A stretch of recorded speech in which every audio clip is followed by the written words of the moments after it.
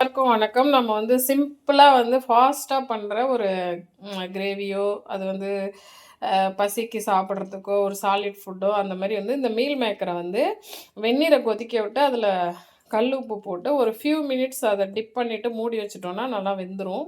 So, இத வந்து நான் வந்து அப்படியே ஒரு என்ன சொல்றது? பெரட்டல் ஒரு மாரி இந்த கிரேவியும் இல்லாம, ஒரு கொஞ்சம் ட்ரை இது மாரி பண்ண போறேன்.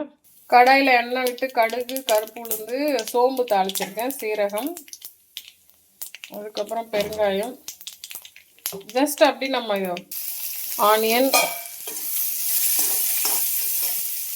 வெங்காயம், தக்காளி வதங்குற கேப்பில் காரத்துக்கு அரைக்க வேண்டியது இஞ்சி, பூண்டு, பச்சை மிளகாய் இதெல்லாம் அரைச்சிக்கலாம்.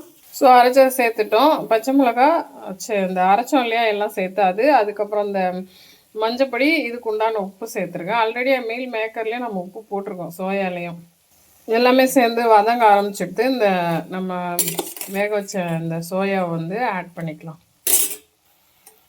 நல்லா வந்து அந்த காரத்தெல்லாம் சேர்த்து கோட் பண்ணிக்கலாம்.